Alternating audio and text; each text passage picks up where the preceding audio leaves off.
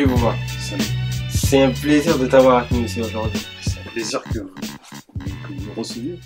Mais franchement, moi j'ai une question déjà. Ça a été le voyage quand même, parce que C'est loin. de Grigny à Garches quand même, franchement, Ah, c'est une sacrée histoire. t'es passé, t'as dû prendre un avion, un bateau, etc. J'ai non voulu prendre le bateau, j'ai voulu prendre même un jet privé pour venir. Tu vois. Non, ça fait plaisir, c'est bien qu'il ait fait le déplacement. D'abord, est-ce que tu peux commencer par te présenter pour tous ceux qui nous regardent et qui ne te connaissent pas encore?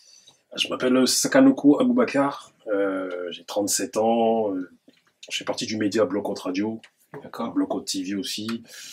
On va dire je suis le responsable de l'association Zozon 91, qui est une antenne de l'association Zozon 93. D'accord. Mais pour des divergences de vision, on travaille plus ensemble.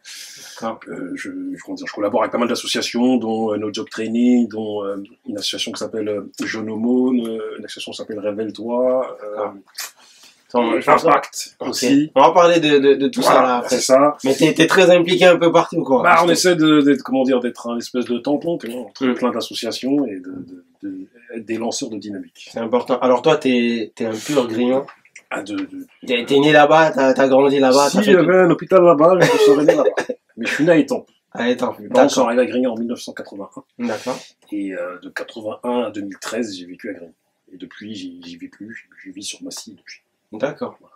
Je suis Ok. passé par Villepinte et maintenant je suis sur Massy. Alors aujourd'hui, on peut dire que t'es un journaliste autodidacte, quand on va dire, être journaliste autodidacte, on va dire. Mais c'est pas vraiment ta formation. Non, C'est comment t'en es arrivé là. Tu peux nous dire un peu comment t'en es arrivé là? Bah, en fait, de retour à Grigny en 2015, j'ai l'association Bloc Haute Musique qui a développé qui a développé la branche Bloc Haute Radio, le média, et qui, elle l'a développé en 2014. Moi, j'étais pas là, j'étais en train d'aider à développer Zone 93, et en revenant en 2015, Tonton, notre grand, qui a tout mis en place pour nous. Donc c'est lui qui a créé Bloc Haute Radio. Voilà, c'est lui qui a créé Bloc Haute Musique, même l'association, et on s'est unis. Voilà, il nous a tous un petit peu sondés, puis il nous a tous attrapés, comme on dit. Ouais. Et voilà. Et à un moment donné, voilà, quand je suis revenu, il m'a dit, Bouba, depuis le temps, je te demande de faire une émission de débat. D'accord. Vas-y, fais-la. Donc j'ai dit, vas-y.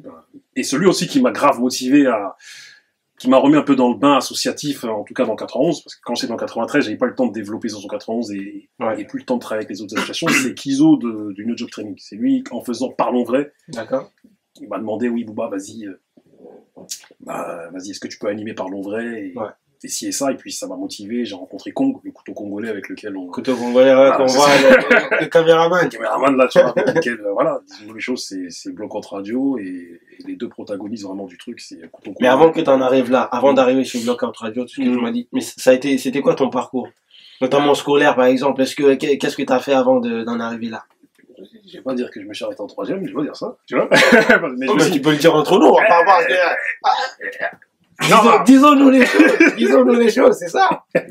Non, je me suis arrêté au bac STT commerce. D'accord. J'ai pas eu le bac, tu vois. STT commerce. Et d'ailleurs, là, je l'avoue, là, parce qu'il y en a qui croient que je l'ai eu. Tu vois. C'est une exclusivité.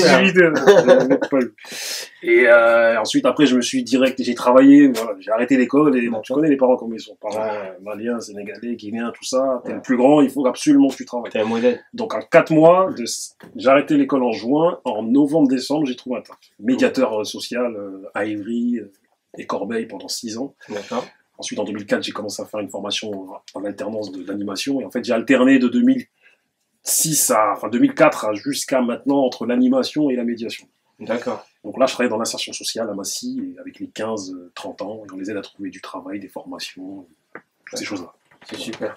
Et parallèlement à ça, il y a Bloc Haute Radio. Parallèlement à ça, il y a Bloc Haute Radio, et en fait, je suis rentré dans le monde associatif en 98, avec P3, avec Cohésion Prod, avec d'autres associations encore. On était beaucoup plus dans...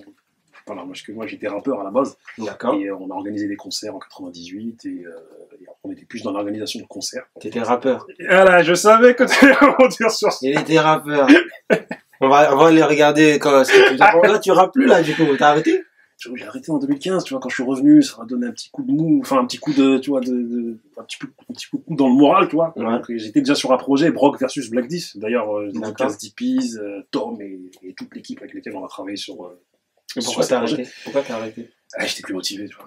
J'ai 35 ans, je vois, je reviens sur Grigny, il fallait me refaire. Mais est-ce que tu dirais que c'est la continuité de ce que tu fais aujourd'hui? Je sais pas c'était quoi le genre de rap que tu faisais, mais est-ce que, par exemple, si c'était assez dénonciateur, le fait de passer à du rap, à vraiment s'imprégner du milieu associatif, pour faire passer un message, c'est une continuité aussi, non? Totalement. En vérité, moi, de ma vie, j'ai jamais pensé à arrêter le rap. J'ai commencé en 97 avec mon groupe du 109.1. Ouais. Et je pensais jamais arrêter le rap avec ODS, Tinozei, Zedek, Spyken et d'autres. Et je pensais jamais arrêter le rap, en fait. Et j'étais même surpris, même, de passer à une autre activité comme animateur radio. Ouais. Et aller faire des reportages, parce qu'à un moment donné, les locaux municipaux dans lesquels on était, là, c'est des vacances, on pouvait plus en bénéficier. Donc, Couteau Congolais m'a dit, Bouba, vas-y, viens, on va faire des reportages dehors. Vas-y, viens, on va interviewer les gens dehors. Et c'est là que ça a commencé, en fait. En mai 2016. Enfin, mai ou avril 2016. Ton émission. Voilà, l'émission Disons-nous les choses. Mais avant, Blockout Radio, elle a été créée en 2012. La radio a été créée en 2014. Et 2014. L'émission phare était Néo Musique, qui après s'est transformée en Néosphère. Néosphère, d'accord. Voilà, c'est ça. Et donc aujourd'hui, toi, t'animes l'émission Disons-nous les choses, qui est un palabre chaud. C'est comme ça que tu l'appelles, un palabre chaud. C'est marrant, j'ai vu palabre, c'est vraiment ça, parce qu'on a été là-bas une fois, on a assisté, mais c'est vraiment ça. Et tu peux nous parler un peu de cette émission Disons-nous les choses, voilà, c'est une émission à la base en plateau, c'est-à-dire à la radio, Blockout Radio, qui après s'est déclinée en reportage, émission reportage. Et là où vous êtes venu la dernière fois, c'était les afters de la Néosphère. C'est-à-dire que on invite pas mal de gens qu'on connaît à venir discuter et débattre de thèmes de société en Facebook Live dans nos locaux. Et de là, on essaie de créer des émulations. Et en fait, on se dit que à la télé, on subit, on nous impose des programmes de débat. Nous, maintenant, on va proposer des débats. Et en Facebook Live, on sait que c'est assez viral et que ça peut le faire. Et donc c'est assez varié les thèmes que vous abordez. Voilà, il y a des thèmes sociaux, des thèmes d'actualité. Ouais, ça peut être le foot, ça peut être peut-être une connerie qui s'est passée récemment avec un mec qui a dit je ne sais quoi. Et après, c'était beaucoup axé, c'est vrai, sur les violences policières, parce que ça a été beaucoup le thème de l'année 2016-2017. Mais voilà, les migrants, pas mal de choses comme ça. Et vous avez même reçu le maire de Grigny. Ouais, il n'est pas venu à l'after, mais tout récemment, en fait, il y a eu l'appel de Grigny, c'est-à-dire il y a Jean-Louis Borloo qui a lancé un appel et avec le maire de Grigny, en tout cas, ils ont réuni tous les maires qui avaient des zones prioritaires. Dites sensibles. Voilà, dites sensibles. En fait, tous les maires qui avaient ces zones dites sensibles sont venus et ça a parlé de financement, ça a parlé de plein de choses. Et de là, en fait, le maire nous a sollicité pour faire des interviews avec notre point de vue à Valérie Pécresse, Madame Hidalgo et d'autres encore. D'accord. Voilà, Jean-Louis Borloo aussi. Alors aujourd'hui, Blockout Radio évolue. C'est quoi les objectifs là? Les objectifs, à un moment donné, c'est... on sait que le visuel, c'est très important. On sait que le décor aussi, c'est très important. Tu vois, comme celui qui est ici, tu vois, qui incite à regarder, qui incite à écouter. Donc nous, notre but aujourd'hui, c'est on est en train de développer la branche Blockout TV, c'est-à-dire une web télé, des émissions en plateau, sur 2 plateaux. Initialement, la radio se fait dans un plateau, et là, on va le transformer.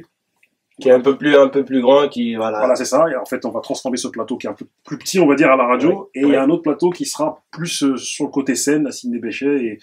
Et de là, en fait, on propose à tous ceux qu'on connaît, qui ont du potentiel, de rentrer dans la programmation de la Blockout TV, c'est-à-dire de rentrer en partenariat avec nous et de développer leurs émissions avec des plus gros moyens dont nous bénéficions.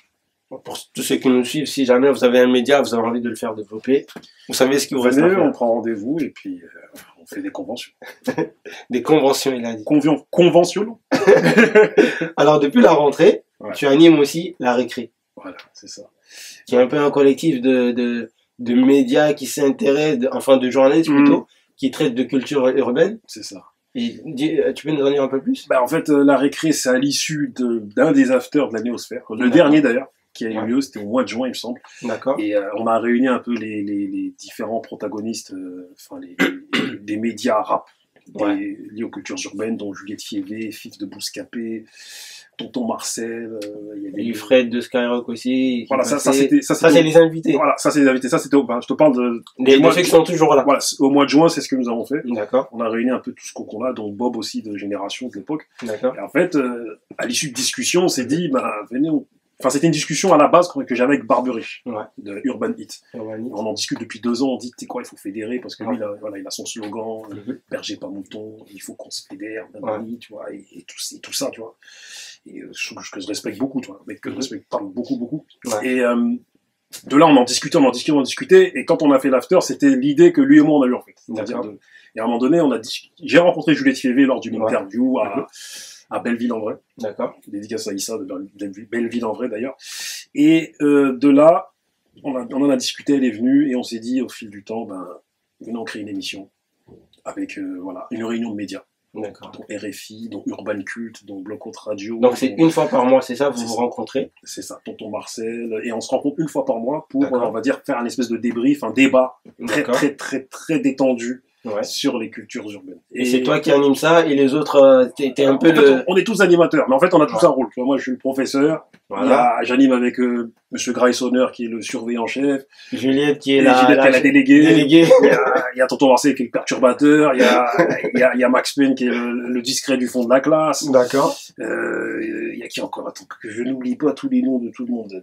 Après tu vas te faire voilà, c'est ça, ils vont me engueuler, c'est quoi. Il y a Barberis qui est pertinent. J'ai dû oublier un ou deux noms, et voilà. En tout cas, on a tous un rôle, et en fait, voilà, c'est la récré. C'est détendu, c'est dans une bonne ambiance, on rigole. Et il y a Fred de Skyrock qui nous a rejoint tout récemment, qui va devenir un des permanents. Donc la première récré, les invités étaient, si je me souviens bien, car je deviens vieux, ma mémoire. En tout cas, bon, la deuxième, Jean-Pascal Zadi, Fred de Sky, et Ami. La première, Narges Bahar du Move. D'accord. Brice Albin de RFI Tropical, correspondant au Cameroun. D'accord. Et le troisième, c'était Siko MC. Siko MC. Voilà, d'accord. C'est ça. Donc ça, c'est là les invités du premier. Et précédemment, j'ai dit... Et donc, comment ça se passe? Vous tournez où? Comment vous vous êtes organisé? Comment vous avez fait pour mettre ça en place? En fait, voilà, via les contacts de chacun. D'accord. Avec Juliette, voilà, Juliette a vu avec le studio Ma chaîne étudiante. D'accord. Donc avec la chaîne étudiante, on a eu des accords. C'est-à-dire, l'accord était simple, c'est-à-dire voilà, faire 2 émissions, voir les résultats que ça pouvait générer.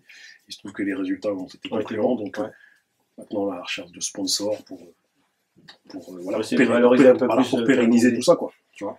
Alors, ce qu'on remarque, c'est qu'aujourd'hui, il y a de plus en plus de médias locaux qui se créent. Qu'est-ce que toi tu penses de ce nouvel élan-là? De créer son média, de prendre l'information, quoi, de se saisir de l'information, de la traiter.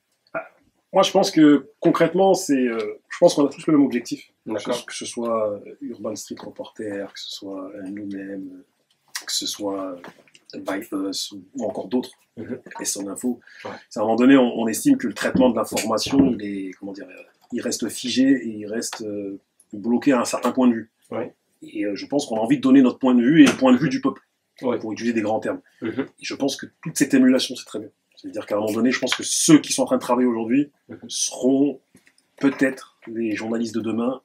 Et vu que maintenant, la toile est, un très beau terrain de jeu, ça nous permettra de... Plusieurs fois, tu as dit que l'objectif, un de tes objectifs, c'est d'être, notamment à travers ton Bloc Haute Radio et d'autres, c'est d'être un contrepoids médiatique. Est-ce que tu penses qu'aujourd'hui, pour toi et pour les autres médias locaux comme Urban Street et Bias ou d'autres, est-ce que c'est en bonne voie aujourd'hui? Ou encore le chemin est long pour faire le poids face aux autres médias? Je pense que c'est en bonne voie. D'accord. Et la chose, c'est que concrètement, il faut qu'on soit patient. C'est-à-dire continuer à donner des coups, continuer à faire des... à continuer le combat, quoi. C'est-à-dire combat. Ne pas lâcher, quoi. En fait, on est dans un ring de boxe et il faut tenir les 13 rounds. Enfin, les 13 ou les 15 ou les 10. Bon, en tout cas, il faut tenir les rounds et tout ça pour dire que on est en bonne voie. C'est la longévité.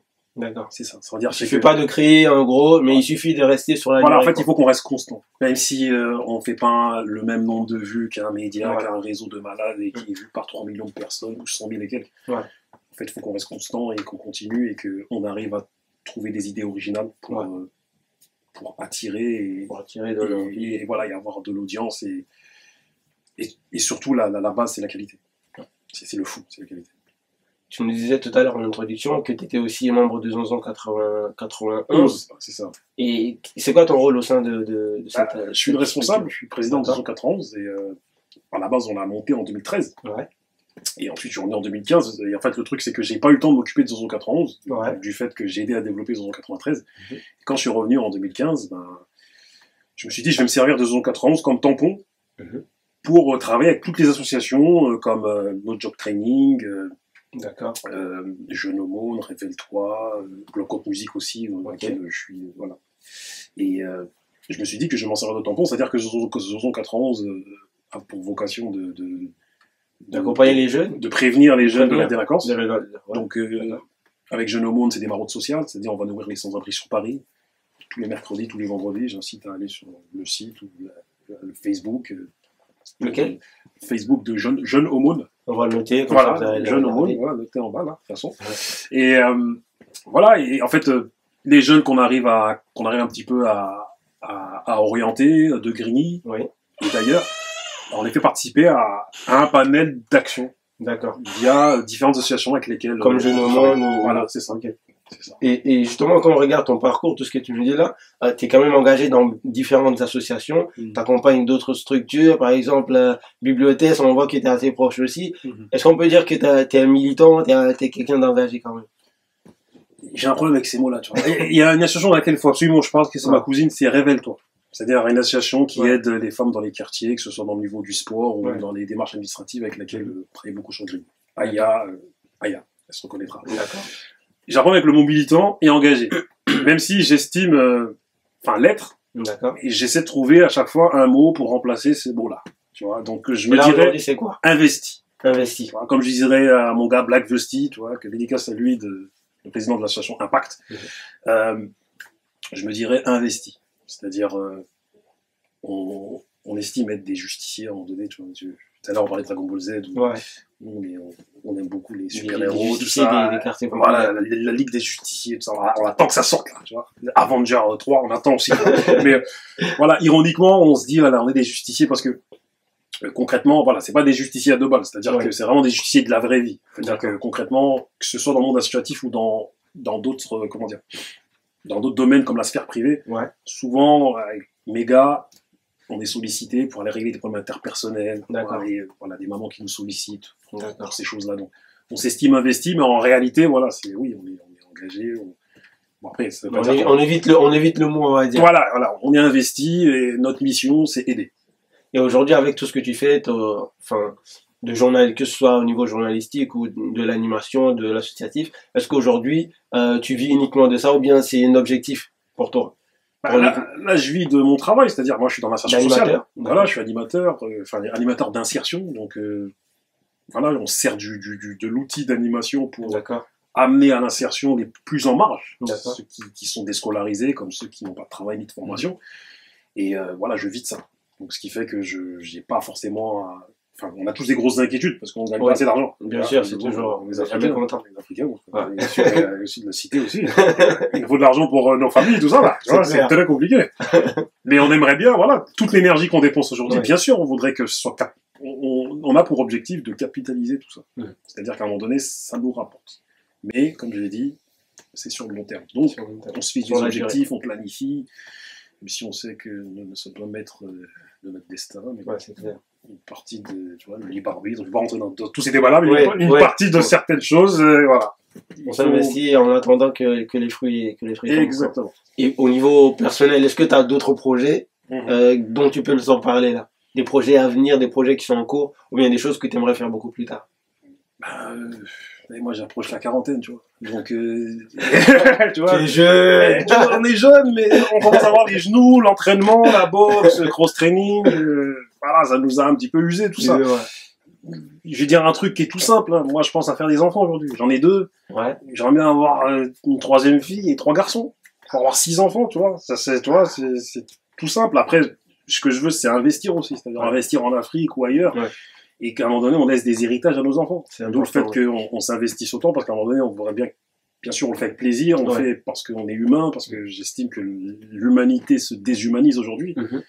On estime aussi que le savoir est très important et que si autant de gens parmi nous baissent la tête et comment dire, ont un déficit d'ambition, c'est dû au cadre de vie et dû au fait de la connaissance aussi.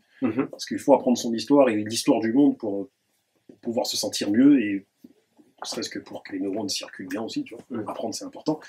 Et j'estime qu'à un moment donné, voilà, investir, avoir investir dans la pierre et investir dans les commerces et investir dans la connaissance. D'accord. Donc, investir culturellement, mais aussi financièrement. Voilà, c'est ça. Donc, les deux doivent aller ensemble. À un moment donné, le nerf de la guerre, souvent on dit que c'est l'argent, mais en réalité, je dirais que l'un des nerfs de la guerre, c'est la motivation et la volonté, tu vois. Mais l'argent, on a besoin comme un moyen pour pouvoir aider faire n'importe quoi dans les hôtels ou je sais pas quoi, tu vois. Mais vraiment investir, les Africains, on a des très grandes familles. Et même en France, là, on a des... C'est vrai. Si vraiment... J'aimerais bien que, voilà, certains d'entre nous, on devienne millionnaires sans péter un plomb, quoi, tu vois.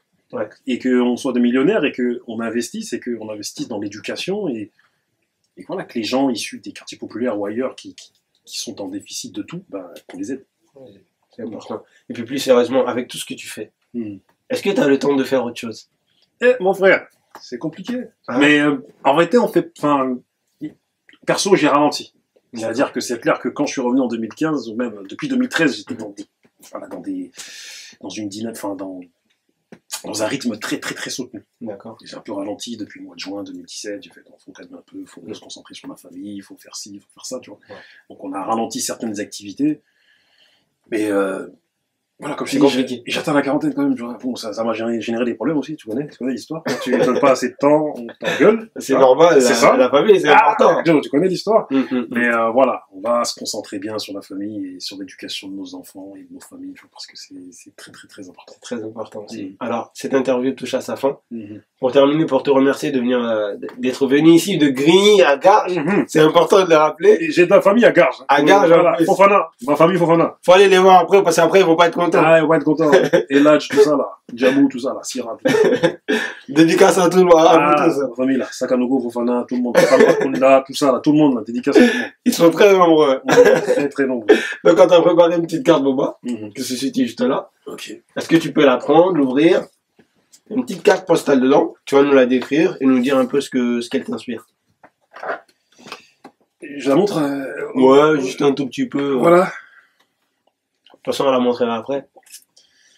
Donc, de l'ombre à la lumière. Justement, c'est, comment dire, cette phrase, elle représente, comment dire, elle représente pas mal, bon nombre de nos parcours. D'accord. C'est-à-dire que tout débute à la maison. Ouais. C'est-à-dire, on est jeunes, nos parents, on a une éducation familiale, ci et ça, et tout débute dans la chambre aussi, tu vois. Ouais. Quand j'ai commencé à écrire plein de choses, c'est dans la chambre que ça a commencé, et puis un jour, tu t'exposes et ça devient viral, même si à l'époque il n'y avait pas Facebook, c'est ça, mais ça devient viral parce que les gens t'en parlent, et ci et ça, et que les gens apprécient, ou les gens se reconnaissent dans tout ça. Ouais. J'estime que ça représente l'ensemble de nos parcours, nous tous. C'est-à-dire, à la base, nous sommes des hommes de l'ombre, pour reprendre le titre de Lunatique, hommes de l'ombre, tu vois. Et on a réussi à avoir, comment dire, un cheminement qui emmène à une certaine lumière. Même si, tu as vu, j'ai un problème avec la lumière. C'est-à-dire que j'estime que il faut pas trop s'y habituer et que ça peut être nuisible. Tout excès nuit, tu vois. Parce qu'à un moment donné, on en vient à se prendre pour je ne sais qui. À oublier d'où l'on vient, par exemple. Ça, tu vois. Mais pas toujours, quand même, pas toujours, mais je vois ce que tu veux dire. L'ostentation, tout ça, c'est des choses assez compliquées. L'être humain, tu vois, toute âme est corruptible. La lumière, elle peut corrompre beaucoup d'âmes. T'as tout décrit en fait. Moi, j'ai plus rien à dire pour parler de cette carte, parce que c'est exactement pour ça qu'on t'a donné ça, pour représenter un peu ton parcours, mais aussi tout ce qui reste, parce que on n'attend pas la perfection, quoi. Donc l'idée, c'est qu'on espère que vraiment tu finiras par atteindre la lumière, la bonne lumière. Voilà, c'est ça. Et puis je voudrais rajouter quelque chose, parce que toi, on nous voit en train de faire les DNLC, les trucs, nanani. Ouais. Tout ça à la base, comme l'a dit une de mes tantes qui habite d'ailleurs ici, la Gonesse, qui s'appelle Tanti Fanta, qui m'a dit, toi à la base, t'étais quelqu'un qui restait dans ta chambre. Moi, je dessinais, j'écrivais, et le fait de se montrer comme ça face caméra, certains vont se dire, ah, il a l'air à l'aise, si et ça, mais je trouve ça très outrancier. C'est-à-dire que en réalité, je regarde, je dis, mais il est totalement fou, ce mec. Tu vois, je me regarde en me disant, il est fou, ce mec. Il est là en train de faire des interviews, en train de se montrer comme ça, c'est de la folie totale. Alors qu'à la base, il n'est pas forcément comme ça, mais peut-être qu'il est comme, enfin, voilà. Je suis dans un dilemme dans moi-même. Voilà. C'est-à-dire, ça se bataille, quoi. On te souhaite bon courage pour ce dilemme, et on espère que tu vas faire le bon choix. Et rester sur le bon chemin aussi. C'est ça. Mais merci à vous, en tout cas. Merci à toi d'être venu, c'est un plaisir. Et en tout cas, Urban Street Reporter, je soutiens. Merci. Et je respecte tout le concept et toute la motivation. Et de toute manière, je pense qu'on sera amené à travailler ensemble de manière bien évidemment. Merci encore, au revoir. Merci à toi.